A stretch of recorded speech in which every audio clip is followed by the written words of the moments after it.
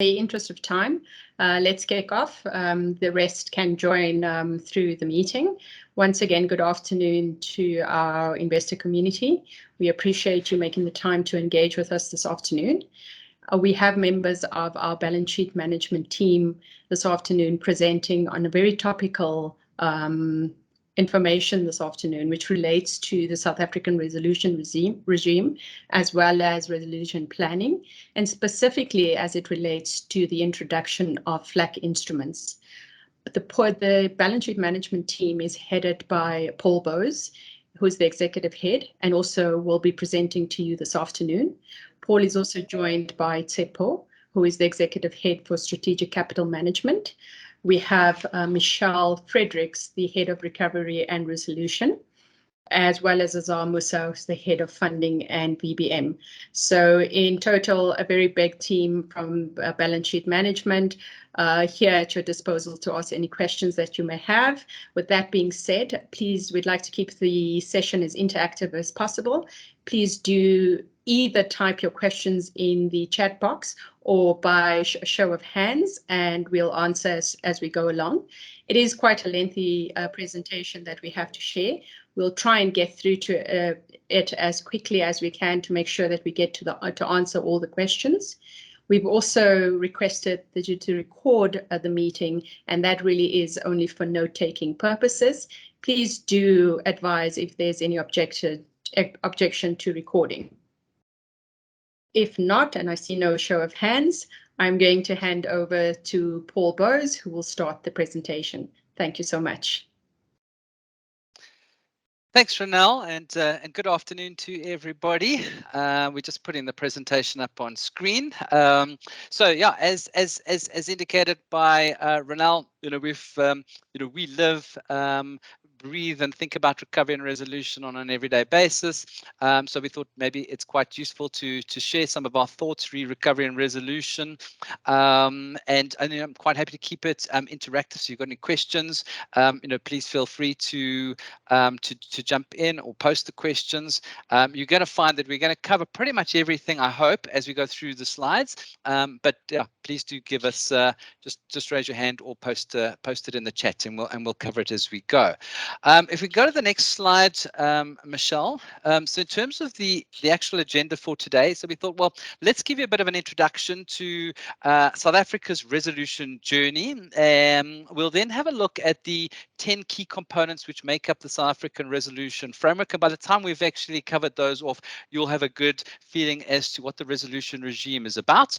What we're then going to do is we'll have a look at planning for open bank resolution, and we'll look at the 8 key elements pertaining to open bank resolution. Now, there you'll see as we go through the presentation, there's open bank resolution and closed bank resolution. Open bank resolution relates to systemically important financial institutions, which we are, and so we're going to focus the conversation, the presentation, primarily from an open bank resolution perspective.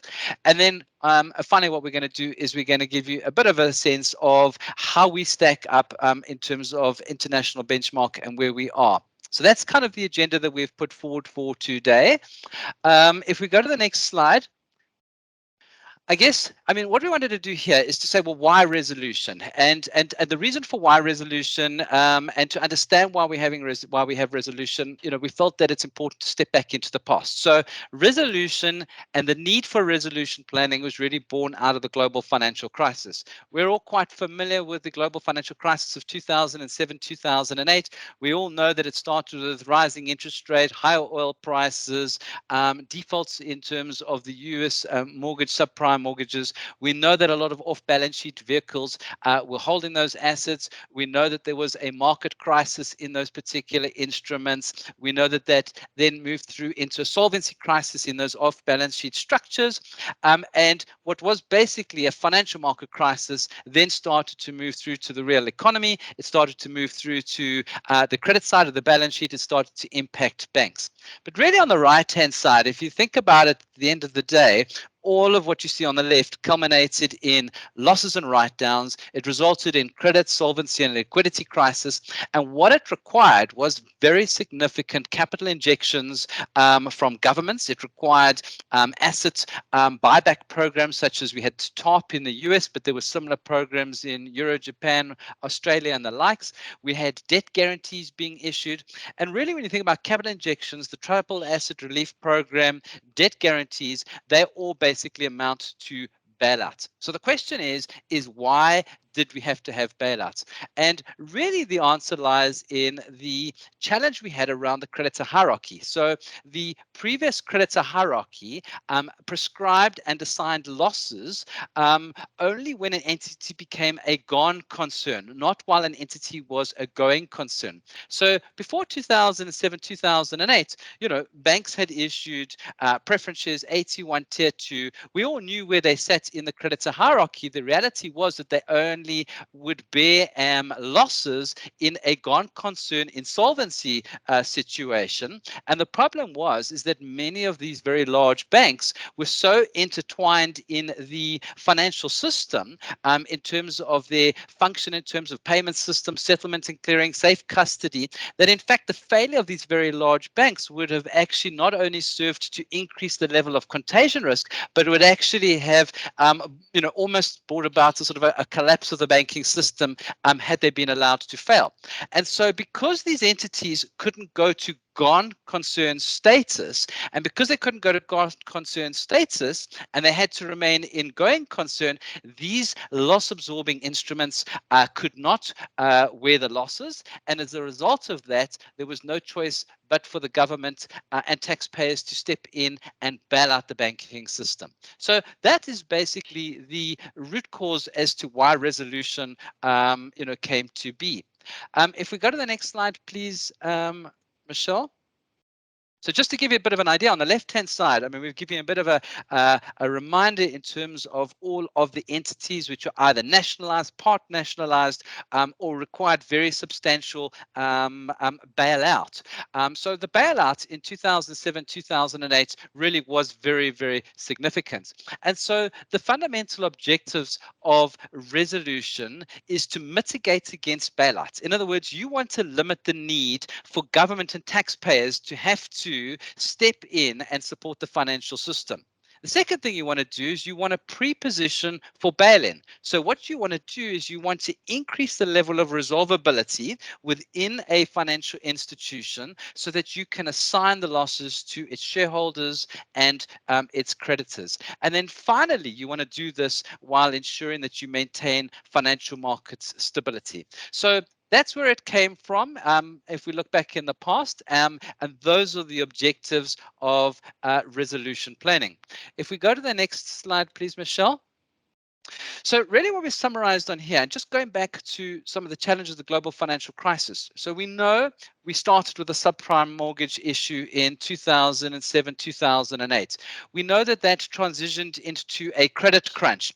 And because banks' capital bases had been undermined, they couldn't lend to the real economy. And when you can't lend to the real economy, and when the when credit extension starts to slow, it actually tends to sort of reinforce the downward valuation of assets. We know that by 2010, we had governments had to provide significant fiscal support through bail-in and bail-outs and support to the financial system, and that put some of the governments in a fairly precarious fiscal position. So we then moved into the sovereign debt crisis, and you'll all recall the crisis with Greece and the restructuring of the debt. Now, obviously, when you move through subprime credit crunch into a sovereign debt crisis, that obviously pushes up the cost of refinancing as interest rates increase. So you tend to find that the value of all fixed rate assets decrease, and then that obviously results in banks' balance sheets becoming weakened as the value of our fixed rate assets, including our liquidity buffers, became worth less. And so the crisis then starts to create what is known as a vicious circle or doom loop. And so in a way, what another lesson coming out of the global financial crisis is that you almost want to break this interlinkage between the government and the banking system, because the interlinkage can actually support this vicious circle. So that was a very key objective coming out of resolution planning. Um, if we then have a look at what is resolution. So what is resolution? Well, resolution is about the restructuring of a bank by a resolution authority using resolution tools. Why do you want resolution? Well, in the interest of the public. So we know that there are times that you could find yourself, diving into this vicious doom loop sort of scenario, which requires taxpayer bailouts. So you actually want to have a mechanism which better supports public interest. When would you look at resolution? Well, when authorities deem that a bank or an institution is failing or likely to fail, often when there's no other supervisory or private sector extension that's kind of going to bring this entity back to viability. Now, having said that, we've got the Prudential Authority, which on a daily basis is involved in monitoring and managing the risk of banks. But even the Prudential Authority's powers are somewhat limited in terms of what they can do. And certainly that was the case back in 2007, 2008. And so you needed to create a set of resolution powers beyond those that existed for your normal Prudential Authority supervisors. And then the other reason you would look at doing it is when your existing provisions, such as curatorship or insolvency, actually don't satisfy public interest. So, as we indicated, yeah, we had an Insolvency Act. We have a mechanism around curatorship, but your very large banks, which provided critical functions and services to the real economy, couldn't go to gone concern. They couldn't go to insolvency, because then they would no longer be providing those real services to the economy, which were needed to limit financial market contagion. And so insolvency curatorship actually no longer really serviced public interest when it came to systemically important financial institutions or too big to fail banks. So in a nutshell, resolution you could describe as resolution is not resurrection, but it's not insolvency either. And the reason we say that resolution is not resurrection is that the intention of resolution is not to resurrect the entity to its previous shape and form. It's quite possible that a bank could look very different post-resolution. It could have large portions of its balance sheet sold off. The bank could be split into a good bank or a bad bank. So resolution is not resurrection to what it was. And when you start looking at Flac, you are looking at the amounts of loss absorbing capacity you need in a post-resolution requirement, not as it was prior to going into resolution. But equally so, it's not insolvency for the reasons that I have mentioned, which is you can't allow systemically important banks that are critical to the real economy in terms of the payment system, settlement and clearing, custody services that they provide to the real economy. You can't afford for them to basically go to gone concern status and shut down, because that would only serve to increase financial markets contagion and increase financial market instability, which is one of the objectives of resolution, is to reduce financial market volatility. If we go to the next page, please, Michelle. So where did this all start again in terms of our journey? Well, as indicated, we had the global financial crisis in 2008. We then had the G20 said, listen, we need to introduce regulatory reforms, really looking to end, too big to fail. We need to introduce regulatory requirements on systemically important financial institutions to really reduce the probability and the impact of failure.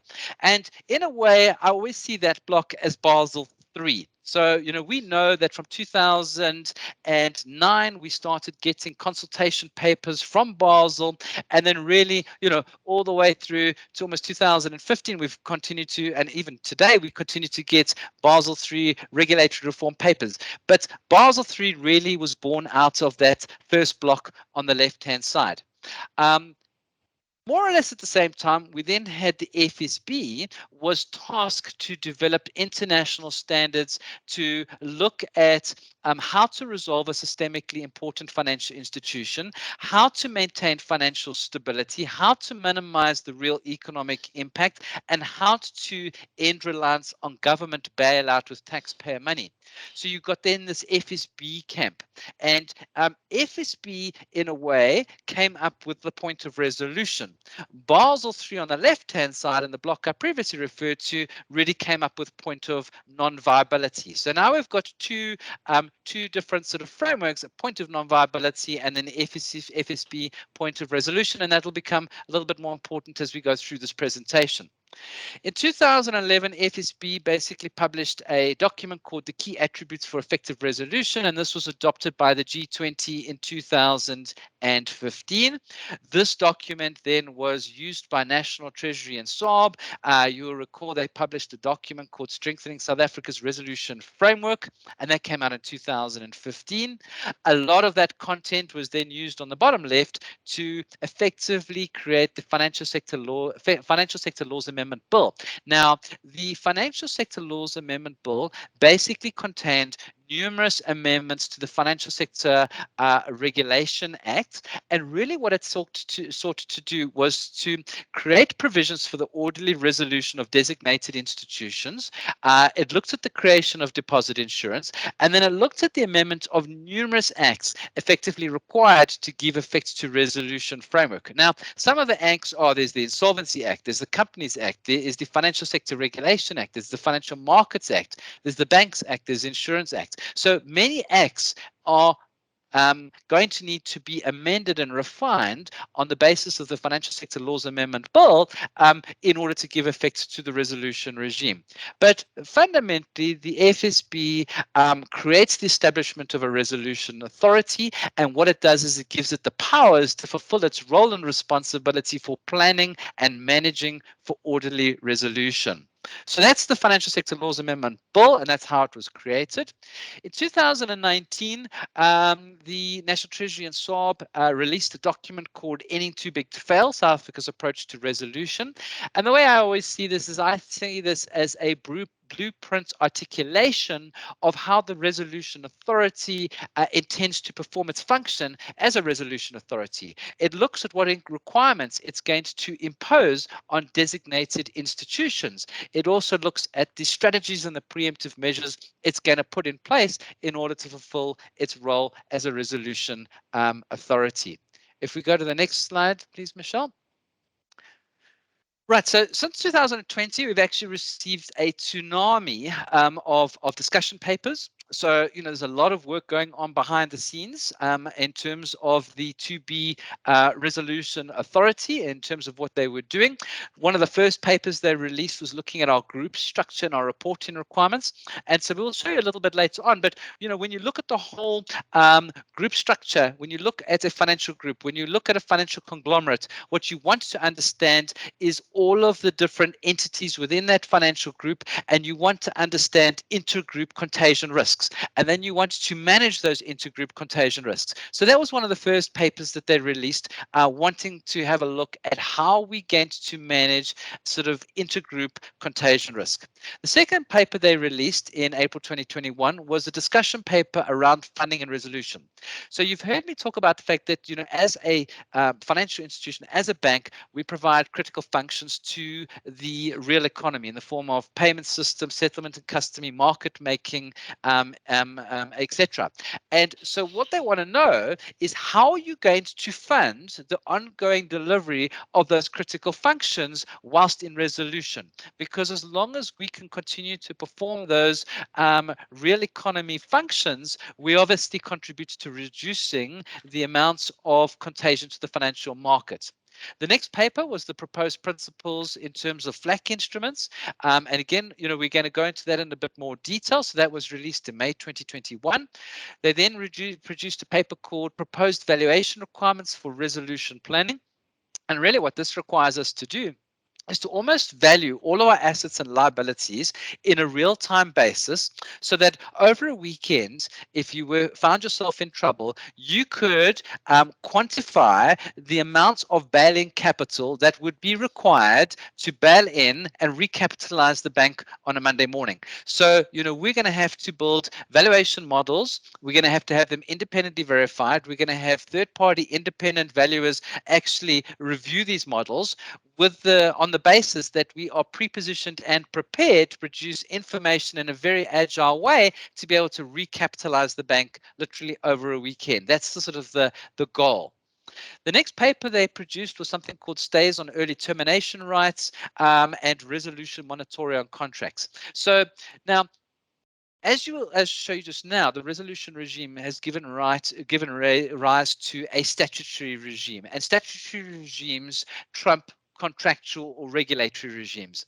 And that's all well and good for contracts in South Africa. But to the extent that we have contracts with foreign entities that fall outside of our resolution regime, outside of our statutory regime, we need to start putting into our contracts what is known as stays on early termination rights or monitoring on contracts, so that these foreign entities can't call an event of default whilst we are in the resolution phase. In other words, the resolution authority needs to be given time to fulfill its obligations and to resolve the bank without having a single contract actually call an event of default and actually hinder their ability to fulfill their resolution responsibilities.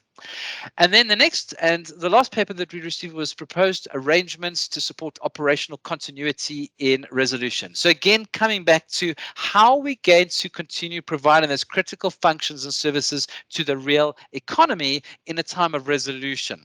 So that's obviously a very key and important part to managing contagion risk. Now, all of this, came to head on the 28th of January 2022. The Financial Sector Laws Amendment Bill was promulgated and it was ascended to President Ramaphosa, and for all intents and purposes now, the Financial Sector Laws Amendment Bill has now become the Financial Sector Laws Amendment Act. Now, what that allows us to do is it gives you the legal basis on which to take all these discussion papers and start implementing, the resolution strategy and rolling out the resolution requirements. So that's kind of where we are at the moment. Now, just to understand where does resolution fit in terms of what is the path to resolution? Well, in any given sort of financial institution, you start off with business as usual. You might start to see that there are systemic issues building in the economy or globally that might give rise to early warning indicators. You might find that you have losses either of liquidity or capital in terms of the sort of the systemic or idiosyncratic stress. If they became of a significant level, a bank would then invoke its recovery plan. And there are really two phases to the recovery plan. The first phase is the bank recovery phase. Now, we've got a 1,500 page recovery plan document. It goes into huge amounts of detail as to how we would deal with a severe stress event which required us to invoke our recovery plan, and it goes into massive amounts of detail as to recovery options that we would look to execute on in order to return the bank to business as usual. If, however, we weren't successful, we could reach the Basel III point of non-viability point. Okay, so that Basel III sort of notion of point of non-viability. At that point in time, the Prudential Authority would also have a role to play in the recovery phase. So in terms of the additional Tier 1, Tier 2 instruments, which have write-down or conversion clauses built into the terms and conditions, they could, at the point of non-viability, either write off or convert those instruments. And hopefully that actually would be sufficient to return the bank to business as usual. But if in the recovery phase, these actions didn't work, we would then go into the point, we'd move to the point of resolution. And at the point of resolution, the resolution authority would take over. Their first objective would be to stabilize the bank in terms of their resolution plan. They want to reduce financial market contagion, and they want to give market comfort that they are going to recapitalize and restructure the bank, and then ultimately they want to exit the bank into business as usual. And I always emphasize the exit is just as important, because if you are an open bank, okay, resolution entity, in other words, the objective is open bank resolution because you're a SIFI, the idea is to return you to business as usual because you provide critical functions to the economy, and so therefore you should exit and return to business as usual, notwithstanding the fact that your actual balance sheet could be quite substantially different post-resolution. If we go to the next slide. Right, so what we're going to do now is we're just going to run through the 10 components, and what I'm hoping is by the time I've gone through these 10 components, you'll have a good feel for how the resolution framework comes together and what its key objectives are. And then after that, we'll go into the 8 components for open bank resolution, and this will touch on a little bit closer to I'm going to pick up on the different distance between point of non-viability and point of resolution. I've got a specific slide on that, Ian. So if it's okay, I'll pick that point up on the slide. Cool. All right, so if we have a look at, the 10 components. So the first one is, what is the resolution objective? Well, the resolution objective is, first of all, is we want to maintain financial market stability. We want to minimize the cost to the taxpayer. What they're trying to do is they were trying through resolution regime to institute provisions which allowed for orderly resolution. They want to ensure we continue to fulfill our critical functions, our critical shared services. As I've emphasized already, they want to limit contagion. They want to protect depositors, and then they really want to mitigate against this destruction of value or this doom loop. So that's the sort of key objectives. What is the scope of resolution? Well, the Financial Sector Laws Amendment Bill applies to all designated institutions, and a designated institution is either a bank, it is a SIFI. So a SIFI can also be a non-bank, so it could include an insurance company, an asset manager, but at the moment it's really primarily focused on banks, but it does allow for it in terms of FS Lab. It would include the payment system operator or any systemically important system like a SAFIX or a JSE could, in theory, be classified as a DI, a designated institution. And then it would also include the holding company of a bank, a SIFI, a payment system, or a systemically important system. And then so that's the DIs. And so the DIs are all governed by FS Lab. I also just wanted to point out that in addition to FS Lab, we also had the enactment of the Financial Sector Regulation Act back in 2017. And you'll recall that effectively what this did is it actually supported the resolution regime in that it basically brought together all these fragmented regulations pertaining to different institutions under one umbrella, and we had the Twin Peaks. And you recall that Twin Peaks basically gave rise to the creation of the Prudential Authority, it gave rise to the Financial Sector Conduct Authority, and it gave rise to the Financial Stability Oversight Committee. And so through the Twin Peaks, it's not as though you've got SARB thinking about banks and FSB thinking about asset managers and insurance companies. Now you actually got to think about systemic contagion as the Prudential Authority in a more all-encompassing manner. So that's also pretty important when you think about resolution and how resolution is actually being supported by the Financial Sector Regulation Act. If you go to the next slide. So the point to note about entering into resolution, you don't just typically go into resolution. There's normally a path. So as indicated, banks would normally start off with business as usual. You've got everyday, banking, a normal supervision from the Prudential Authority. Early warning indicators would indicate that you need to start taking certain preactive actions from both a bank and a PA perspective. But let's assume you entered into the severe stress, into the orange section, and at that point in time, you then invoked the recovery plan. We would then, in terms of our recovery plan, start to execute our recovery options. And if our recovery options failed to return us to business as usual, at the point between the orange and the red is the point of resolution. Now, when you enter into resolution, the resolution plan now already up front will determine whether you're going to pursue a open resolution strategy or closed resolution strategy. So as indicated, all systemically important institutions, you want to keep the doors open. And so therefore, you're going to go down the route of open resolution.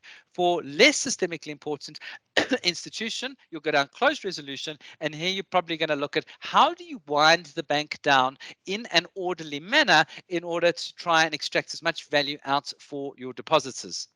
If we then have a look at the recovery plan, so as I indicated, we've been producing recovery plans since 2013.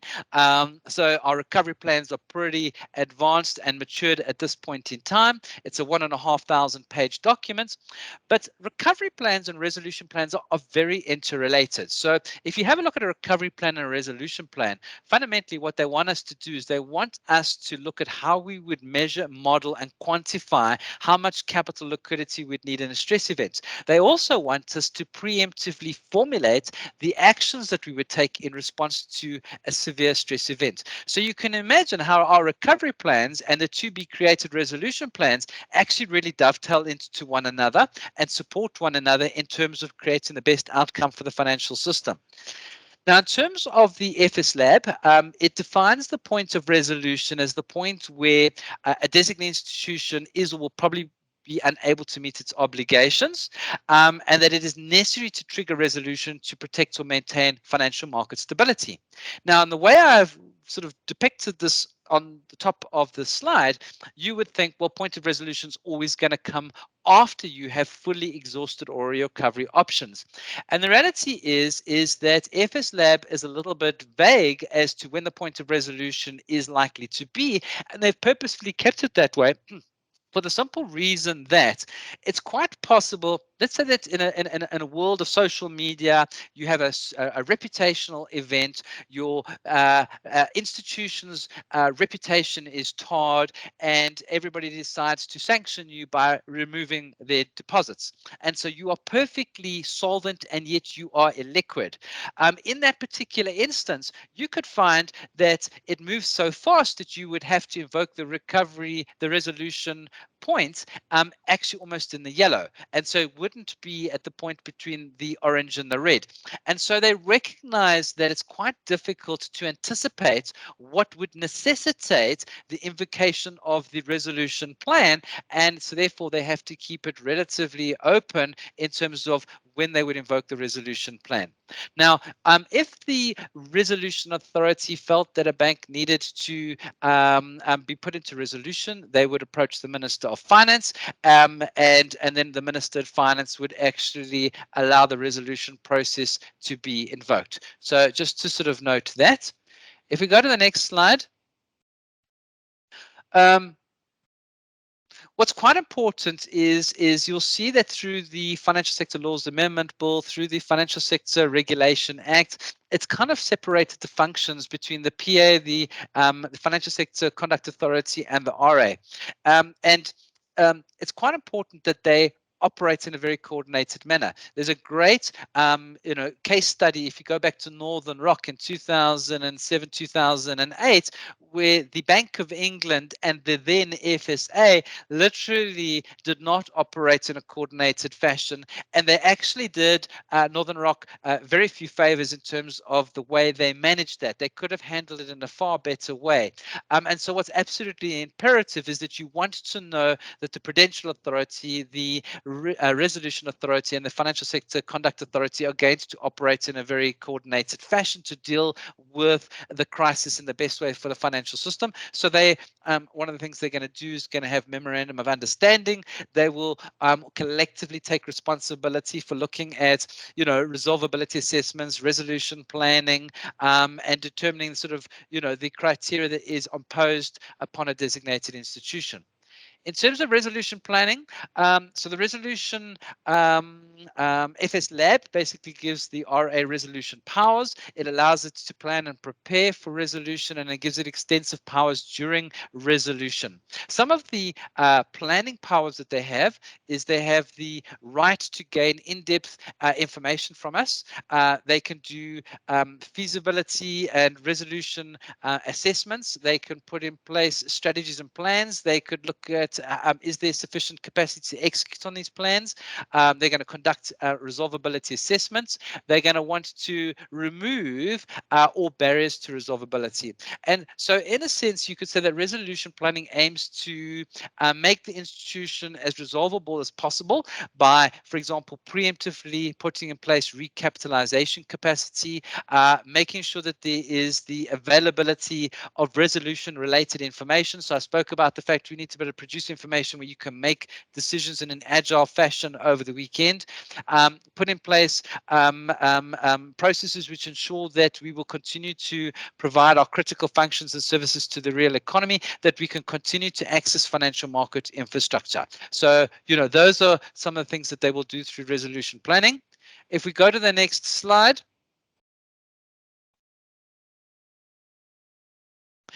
All right, so this is quite important, and we're going to start getting into points of non-viability and points of resolution question. But FS Lab effectively requires the RA to impose losses on the failing institution's own shareholders and creditors, bail-in, before relying on public funds bailouts in order to recapitalize the bank or the firm from its own balance sheet. So in order to understand this a little bit further, the Financial Sector Laws Amendment Bill has given the Resolution Authority quite significant powers. The first one is known as statutory bail-in, and the second one is known as the ability to establish a bridge institution. So I'm going to deal with statutory bail-in, but before we deal with statutory bail-in, it's good just to go back and remind ourselves what regulatory bail-in. So regulatory bail-in, also referred to as contractual bail-in, really is a power that is born out of Basel III. It enables the prudential authority at the point of non-viability to write down or convert AT1 or Tier 2 instruments to the lowest form of equity, or just completely write them off. You'll see here, it's just a sort of a reminder, the point of non-viability is defined as the point where the PA determines a firm will become non-viable without write-off, or when public sector support is required to prevent the bank from becoming non-viable and failing. So you've got to bear in mind, regulatory contractual bail-in happens at the point of non-viability, and it is a power that sits and vests with the prudential authority. The statutory bail-in, okay, which is what FS Lab is all about, is a power that vests with the resolution authority, and it allows the resolution authority to recapitalize the bank at the point of resolution. So here, the RA could write down shares, they could issue new shares, they can write down, pretty much any liability they want, subject to certain exclusions. So they wouldn't, for example, write down derivatives. They wouldn't write down interbank liabilities, because obviously that would only serve to increase contagion. They can also convert debt instruments into equity.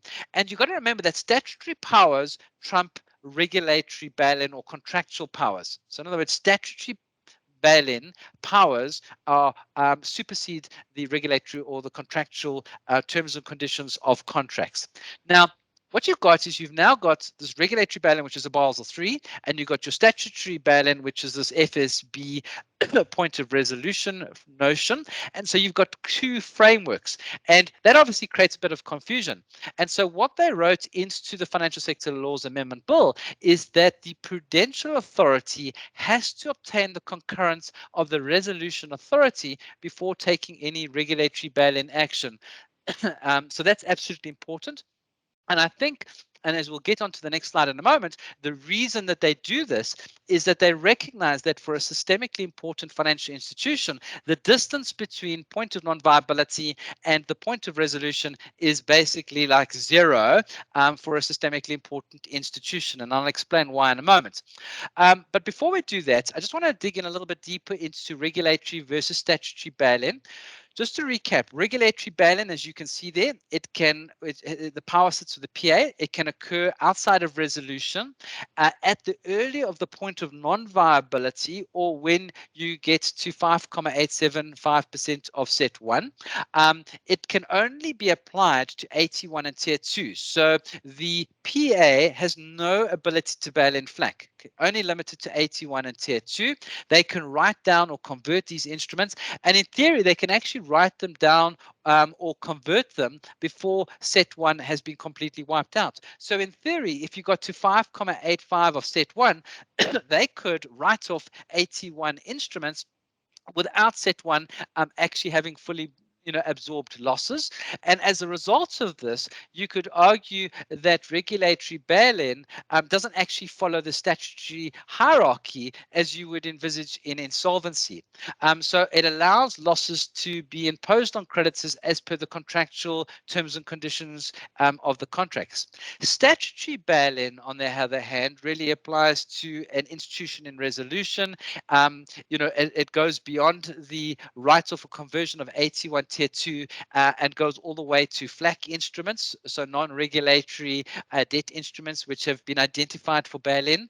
It strictly requires that you follow the creditor hierarchy. So the principle of no creditor worse off in resolution than liquidation absolutely must sort of prevail. And then you need to burn through the tranches from the lowest tranches to the more senior tranches. So you have to honor the creditor hierarchy. So statutory bail-in is a much fairer, let's say, approach to dealing with bail-in as opposed to regulatory in many senses. If we go to the next slide.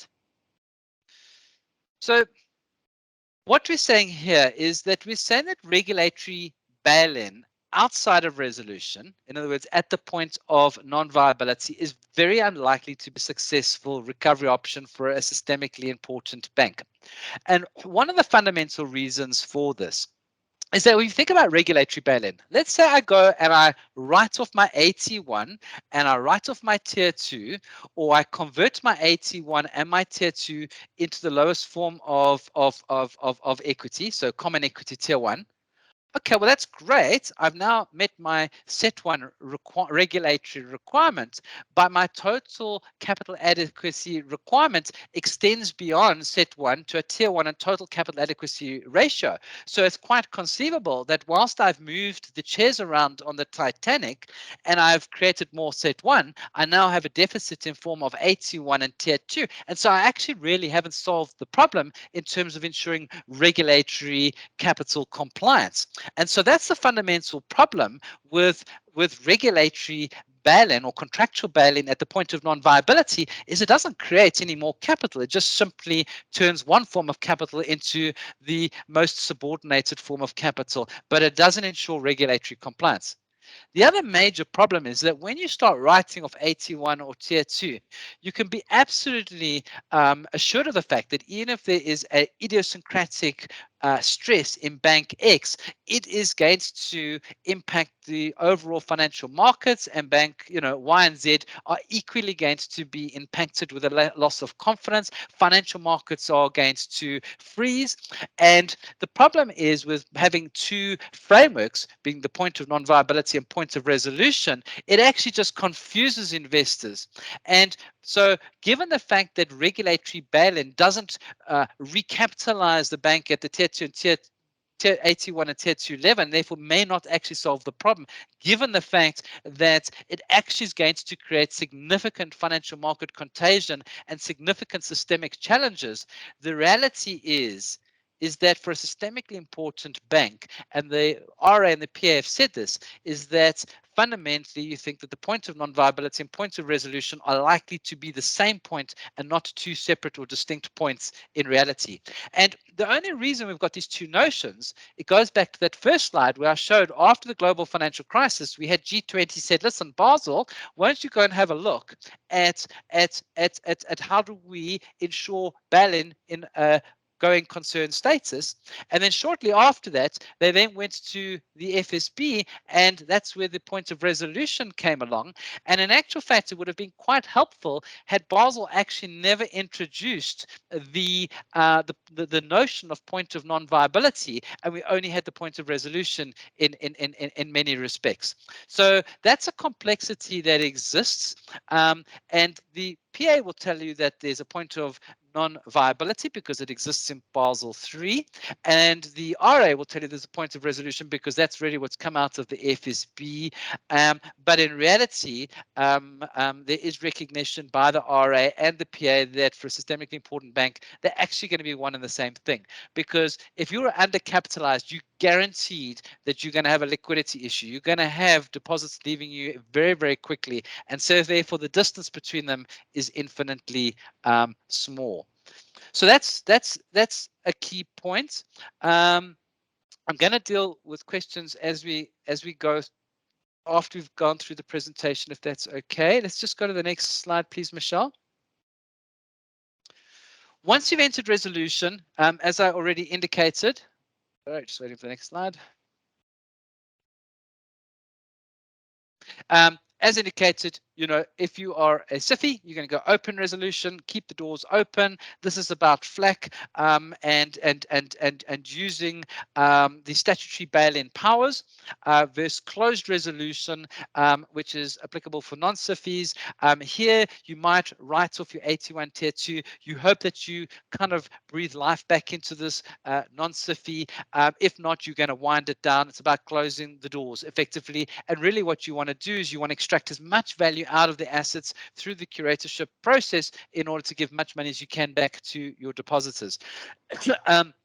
Other powers that sit with the resolution authority, they can create a bridge institution. So this is the whole sort of notion of a good bank, bad bank. They can transfer assets, deposits remaining on newly created capital into the good bank. They could leave the bad assets and assign losses to shareholders in the bad bank. As indicated, they'll have other powers such as stays on early termination rights, so to prevent an event of default. They'll have full control and management over the financial institution. So they basically take over from the board. They can put an institution into liquidation. Now, on the right-hand side, obviously we've spoken about statutory bail-in, we've spoken about FLAC instruments, and really the way to think about FLAC instruments is that they are non-regulatory capital. What they are is pre-identified bail-inable debt above your regulatory capital. So that's effectively what the FLAC instruments are. I'm going to go into that in a little bit more detail in a moment. If we go to the next slide. So what you can see on this next slide, it's just coming up. In the middle, that was the previous creditor hierarchy as per the Insolvency Act. If you go to the right-hand side, what you can see is they've built a lot more granularity into it. So you've got your equity, which would be your your set one, your common equity tier 1, your equity accounted AT1. You've then got your liability accounted AT1 and tier 2, and then above that, you've then got your FLAC instruments, and then above that, you've got your senior unsecured, and then above that, you've got your covered deposits. So your covered deposits will be covered by deposit insurance. Anything that is uncovered sits in the grey block being the senior unsecured. And effectively, your FLAC instruments are senior to tier 2, but subordinated to your SUD.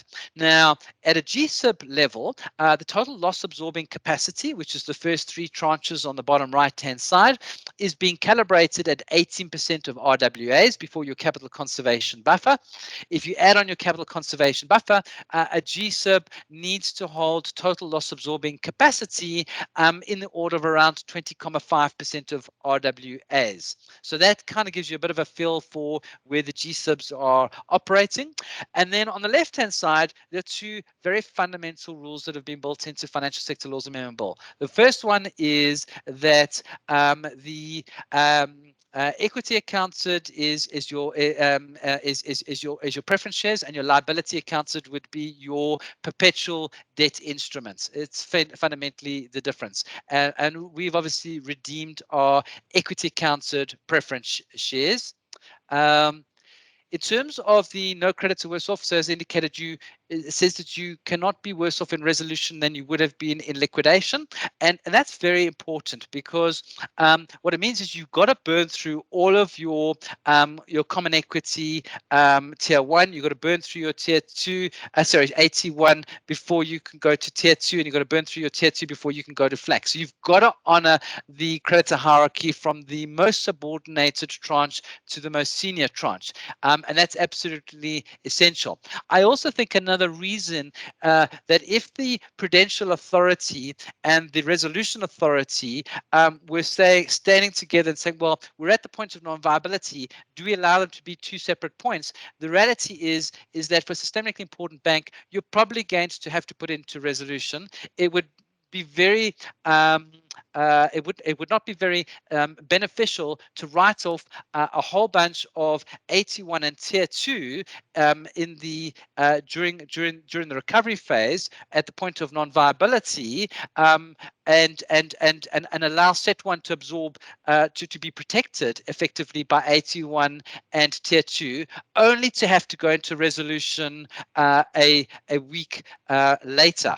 And you can just imagine the lawsuits. And again, I think in terms of honoring the no creditor worse off in resolution, it's actually much easier from their standpoint to make the point of non-viability and point of resolution the same point. If we just go to the next slide. I've spoken about, I'm not going to go into too much detail here, but open bank resolution, keep the bank open. It's for complex banks. Here you're going to write down shares, issue new shares, write down liabilities, convert debt instruments.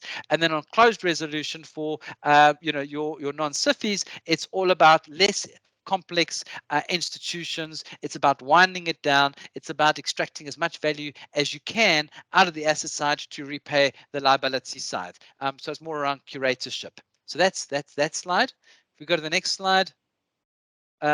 Here again, I'll be quite quick. We'll distribute this presentation slide. I spoke about the phases of resolution. So, first of all, you want to stabilize the institution. You want to ensure we can continue to perform our critical functions and services to the real economy. You want to avoid defaults on obligations. You want to prevent contagion. And so how you would do that would be recapitalization, reassuring the market, making sure we have access to financial market infrastructure, and then making sure we have adequate access to funding and liquidity. So, even if you happen to recapitalize a bank over a weekend, you leave on Friday, the market is deeply concerned on Friday, you've recapitalized the bank on Monday morning, you can be assured of the fact that, the lack of financial market confidence come Monday morning, you need to make sure that you have very significant access to liquidity until confidence is retained or restored to the financial institution.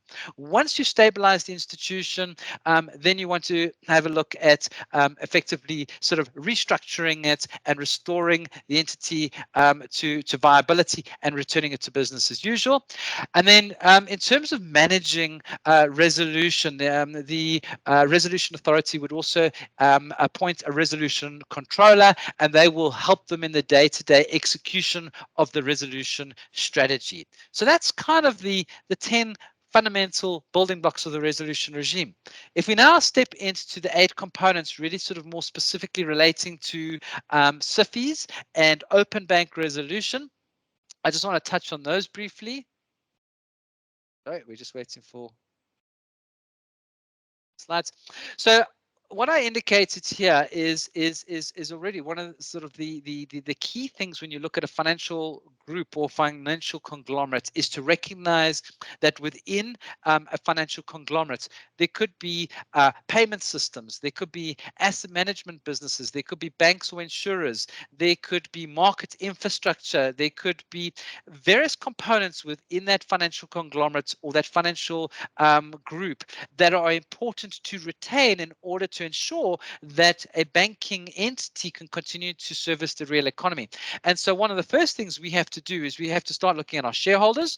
We have to look at, in our holdco. Below our holdco, we need to look at every single entity. Now, every single financial entity within a financial group or a conglomerate is deemed to be a designated institution governed by the Financial Sector Laws Amendment Bill unless it is excluded by the governor. So that's the extent to which they're going to unpack financial conglomerates or financial groups to understand potential for intergroup contagion, and how do you manage that. And so as an investor, I guess, that obviously should give comfort, to some extent as to the level and depth that they are going. If we go to the next slide, if you look at TLAC,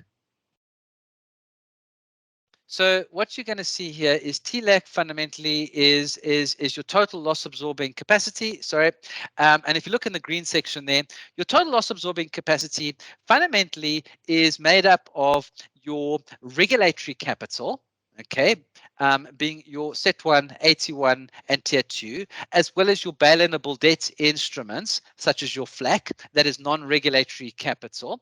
And really what you want to do is you want to make sure that you've got sufficient total loss absorbing capacity in order to keep your systemically important open bank resolution bank going so that you can recapitalize the bank.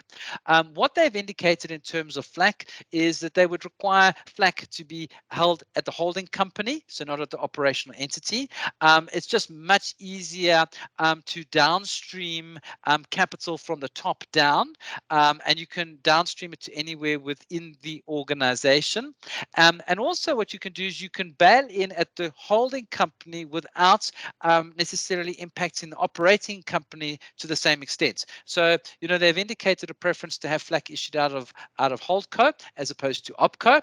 The Flac characteristics, again, we're going to distribute this, but they're not too dissimilar to a Tier 2 instrument. So just like we could issue a 10 non-core 5 Tier 2 instrument, you could issue a 3 non-core 1 Flac instrument. And then the general terms and conditions are fairly similar as they are for Tier 2. So I'm not going to go into a huge amount of detail on that. If you have a look at Flac requirements, so what they have done is they've basically said your Flac requirement is equal to your minimum Flac requirement, or MFR, is built up of your base requirement. Your base requirement effectively takes your minimum capital requirement. You can take your 8%, and then you add on to that your Pillar 2A and your Pillar 2B, and you'll get to your total minimum requirements, and you would calculate that on your post-resolution RWAs. So when I said earlier that this is not about resurrection, this is not about resurrecting a bank to its previous self. If a bank lost X amount of its total assets, then obviously what you would do is it would have a reduced amount of RWAs and you would recapitalize for the post-resolution RWA. Having then looked at your base minimum requirements, they then have a look at an additional add-on requirement. And here they look at each individual bank and they say, right, what would the market require of this bank versus that bank as an additional premium in terms of having comfort around that bank? And then they deduct from that what is known as a resolvability rebate. So you've got this additional requirement, which on the one side is saying what would additional should they add on for the risks of your bank, and then deduct from that your resolvability rebate, which would be based on your resolvability assessments, it would be based on the quality of your recovery plans and the like, and then from that they deduct your excess regulatory capital. The challenge at the moment that we have in the paper is that it says, well, if your base minimum requirement was 10 Rand and your additional requirement was 2 Rand, you can only deduct your excess regulatory capital up to the extent of your additional requirements. So if my base was 10, my additional requirement was 2, and my excess regulatory capital was 3, I could actually only deduct 2. I'm limited to the green middle piece in terms of deducting excess regulatory capital. Now, that makes absolutely no sense to us because we say that in resolution, you are required to ensure that no creditor is worse off in resolution than they would have been in liquidation, and that you need to burn through your tranches from the most subordinated to the least subordinated. And so by that definition, you have to go through your surplus AT1 and you have to go through your surplus Tier 2 before you can go to your Flac. It's just there's no other way. And so therefore to limit the deduction of your excess regulatory capital just makes absolutely no sense whatsoever to us. Also, if I have excess AT1 and Tier 2 and you're not going to count it as FLAC, well, then I actually would be incentivized to substitute out of the most subordinated form into a lesser subordinated FLAC. Again, doesn't make sense. So we've kind of said there's been a working paper that many of you would have seen that indicated that the FLAC requirement based on this calculation was around 280 billion of FLAC. However, if you allow for excess regulatory capital to be included, that number drops to about 180 billion, so quite significantly. That number of 180 billion is marginally above the total amounts of senior unsecured actually issued in the market. And we think at that level, you could better match the supply and demand, supply by us and the demand from the institutional investors, bringing in excess regulatory capital to the sort of the fullest extent. So, the other argument we said is a bit like having notes and coins in an ATM or in branch and saying, well, I'm not going to count that as liquidity. The reality is if somebody's standing in front of your ATM when standing in front of your branch and they want notes and coins, it really is liquidity. So it's the same lack of logic when it comes to excess regulatory capital. It makes no sense. We've engaged them bilaterally on this. We have done a industry analysis across all the banks on this particular piece of work. We've also raised through the Banking Association, and the other banks concurred with the analysis that we put forward. The last engagement we had was in late January. The Prudential and Regulatory Resolution Authority indicated they were going back to the SARB Governors Board meeting to discuss this. I get the sense that they are going to be pragmatic about this, like they have been around, LCR, NSFR, and they're going to find something that is fit for purpose from a South African sort of perspective. Now, to give you an idea, we said that GSIBs have to operate at 18%. Their TLAC is 18% of RWA before capital conservation buffer, which gets them to 20.5. Excluding this excess regulatory capital, puts the burden on South African banks at a slightly higher level than GSIBs. That makes no sense to us. So I do have a sense that pragmatism is going to come about, and that we will see the number being considerably reduced, allowing excess regulatory capital to be included, because you have to use it in terms of creditor worse off principle. If we go to the next slide. This is the phase-in. So if you have a look at the phase-in, we need to have 60% of the FLAC requirement by 2024. We need to have 100% by 2027. I should note today that the Prudential Authority released a guidance note, basically pushing out the timeline on Basel III regulatory reforms by a year. Obviously, FLAC is not part of that sort of paper specifically at this point in time, but it wouldn't surprise me if we actually saw them, require the 60%, maybe starting from 2024, and then phasing in to 100% by 2028. Again, I can only speculate, but some of these things are complicated, haven't been helped by COVID, and so we could see it being pushed out. We had initially budgeted to start looking at FLAC this year in the second half, so that is kind of our base case planning sort of scenario. But it's, what we require is, with Financial Sector Laws Amendment Bill having been promulgated, they have obviously produced the consultation document on FLAC. Out of that, they will then produce standards. Standards will basically kind of set the regulatory framework that applies to FLAC instruments. We will then need to update our DMTN program in terms of our APS to bring FLAC in like we have AT1 and Tier 2, and then we could start to issue. We have 39 billion rands worth of senior unsecured outs in the market. Our estimate is that we might need 5 or 6 billion extra in terms of our FLAC. So in other words, you could replace your SUD with FLAC instruments. We've got quite a lot issued in terms of long-term notes through alternative funding books, through NCDs, etc., etc. So we could also roll that out into FLAC instruments. So we do not feel that the the supply demand dynamic will become disconnected with that quantum of additional Flac over SUD, given a phased in approach. But obviously, we need the Reserve Bank to come back to us in terms of the calibration and confirm that, some sort of more rational, I think, thinking around allowing excess regulatory capital to be counted, to be brought into the document. If we go to the next slide, this just gives you a bit of a feel as to how bail-in actually will work. So if you've got a hypothetical bank on the left-hand side, it's got 100 rands worth of assets. You can see it's got 10 rands worth of set 1. It's got 6 rands worth of AT1, 4 rands worth of tier 2, and 10 rands worth of FLAC. So it's got 30 rands worth of TLAC, and that's in its business as usual. It then goes into severe stress, and heaven forbid, but let's assume that it loses 15 rands worth of assets. It writes them off, and you can see assets reduced to 85 rand. What you've actually got is you've wiped out your set 1 of 10. You've actually got negative equity of 5. That would put you into an insolvent situation.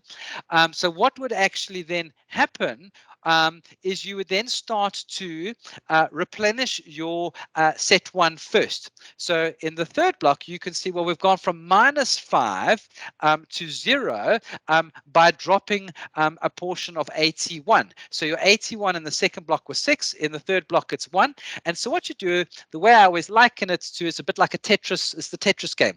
As everything's got to fall down. So on the far right-hand side, you would basically, from your AT1, you'd fill up all your set 1. Then what happened is you would then, to the extent that your set 1 wasn't full, you would actually have tier 2 would drop down through AT1 into set 1 until set 1 was full. Then your tier 2 would fill up your AT1, and if your tier 2 was fully consumed, you would then have your FLAC would then, like a Tetris block, would roll down and fill up your tier 2. And in this particular example, you can see that FLAC is fully consumed, but what you've done is you've recapitalized the bank across set 1, AT1, and tier 2, 0 FLAC. You've recapitalized the bank over the weekend, but you've got to make sure that that Tetris kind of sequence actually happens in order to ensure that no creditor is worse off in resolution than they would have been in liquidation. And that is how it would fundamentally work. If we go to the next slide, some of these slides we've included just by way of information, but I'm not going to go into a huge amount of detail. I've spoken already, one of the key things in terms of open bank resolution is we need to keep our critical functions, our critical shared services going. We need to continue to service the real economy. And so this is about making sure our payment systems, our settlement and clearing, safe custody processes, etc., continue to go. So there's a lot of emphasis in the block, the dark green block on the other side, is operational continuity and resolution. So that's a key theme that we have to look at in terms of making sure that we can satisfy the resolution authority in terms of the resolution resolvability framework. If we go to the next slide, I've also mentioned that if you recapitalize a bank over the weekend, whilst you've recapitalized the bank over the weekend, come Monday morning, the reality is financial market confidence is not likely to be there. Some of the things that we would look at is putting in place emergency liquidity assistance. What this could involve is coming up with a predefined pool of assets which could be used as collateral against emergency liquidity assistance. What this would ensure is that if the government was providing any money to a bank, it would be against collateral, so the taxpayer wouldn't be, bearing the brunt of this particular cost, but it would allow the banks to at least continue to function from a liquidity and funding perspective until market confidence returns. So we're busy looking at that. If we go over to the next slide, some of the other things that we've got to ensure is that we continue to have access to financial market infrastructure. So if we're a market maker, that would be a critical function. We can't have the JSE or SAFIC saying, sorry, actually, you don't have access to our infrastructure. I've spoken about the fact that we need to have valuation rights. So we need to be able, in a very agile way, calculate how much bail-in do we need on that Saturday morning so that when we walk in on Monday morning, we have recapitalized the bank. We also need need to think about cross-border cooperation. So the resolution authorities, between us and other jurisdictions, obviously will sign MOUs in terms of how do we think about managing cross-border resolution. So that's another key component. If we then go through the next slide, another key component. So every year we have to produce an ICAP. Now we're going to have a resolution plan. This resolution plan will sort of dovetail out of our recovery plans. When they do these resolution plans, they're going to want to do a resolvability assessment.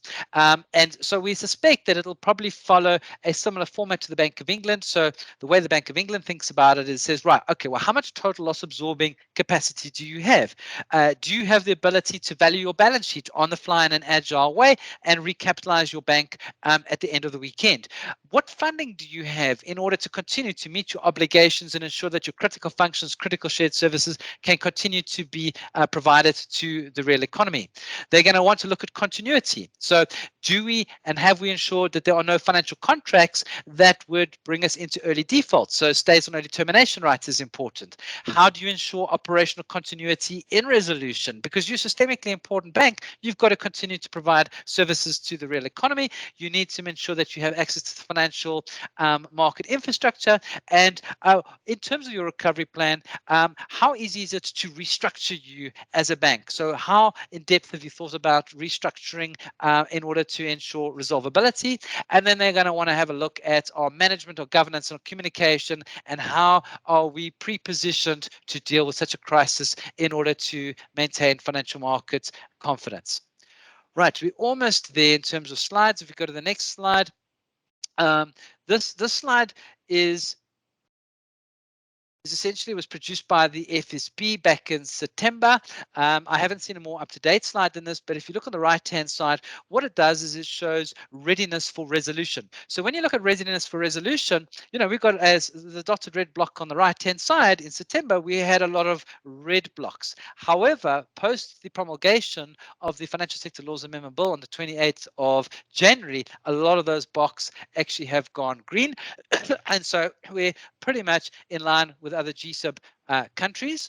And then if you have a look at the next slide, just to give you a bit of a feel for calibration re TLAC. So as I indicated that a GSIB needs to have a TLAC equal to 18% of RWAs before the capital conservation buffer, add on the capital conservation buffer, and you get to about 20.5%. And if you have a look on the graph on the left-hand side, which shows you TLAC as a percentage of RWAs, and you look at the 20% level, you can see many of those big banks operating with a total loss absorbing capacity expressed over RWAs at around 20.5%. So, with the recalibration, as we've indicated in our engagement with the RA and the PA around Flac, we would anticipate that we'd probably end up more or less at that sort of level, and that would put us in a position where we're not too dissimilar to global best practice. In terms of the ELA, okay, so you'll see in our annual financial report, we sit on 200 billion rands worth of high quality liquid assets. So that's the number we have in terms of HQLA. And I guess you could look at an ELA. It's difficult to say what the number is going to be, but if you're going to pre-package it, you may as well pre-package it for a reasonable number that is going to absolutely ensure that you can you can withstand the liquidity stresses on the bank on that Monday and in the days that follow. So it's going to be a pretty big number, I would imagine. I don't know what the RA's thinking on it is, but it wouldn't surprise me if it were 50% of the HQLA holdings, if not even maybe a bit more. I don't know. So I certainly would want to have more pre-packaged ELA than less pre-packaged ELA. And the reality is it's bottom of the drawer stuff. So you're preparing for that worst case scenario, and you hope to never pull it out the bottom drawer. But what's important is to have a reasonable ELA that is going to serve resolution planning purposes. So that's the slides. Happy to take any questions. Yeah, thank you, Paul. Thanks for a very comprehensive presentation. I'm just looking at the questions that have been posed. I think we've dealt with Ian's question regarding point of non-viability and point of resolution. I think we've also dealt with Rowan's question on equity accounted 81 versus liability, as well as Nseke's last question on ELA pools. Just one question still from Nseke that relates to slides 12 with reference to statutory bail-in. Is it possible that the RA is precluded from amending contracts with foreign institutions? How do international investor protection laws deal with this? Could this inadvertently create a judiciary advantage? Dealing with preferred creditors is already an issue, as we see in the Land Bank case. Care to share some thoughts there? Yeah, so generally contracts are not like evergreen perpetual. They all have maturity dates. And I think what the RA is going to require is that as contracts mature, that we actually put in clauses relating to statutory early termination, monetary and early termination rights. So what we're going to be forced to do is if we had an international contract with, I don't know, a system provider, and they decided to switch off our license, the next time we renew that contract, we're going to bring in an early termination monitoria type clause. We're going to bring in a clause which gives a reasonable period of time for the resolution authority to fulfill its resolution planning objectives prior to it being declared an event of default. Now, what they've already indicated is that window is fairly short. It's only probably about 48 hours or so. It might be end up being a little bit longer. So it's quite short in any event. But as these contracts mature, they are going to require us to produce a list of all contracts with and without it so that they can quantify and assess what the impact is. But at a future point in time, they would hope that that there would be these stays on early termination rights and monitoria on contractual obligations built into all contracts at some future point in time. I hope that answers the question. Thanks, Paul. I don't see any questions on the chat box. Just reaching out to our colleagues. Any questions that you may wish to ask, please raise your hand.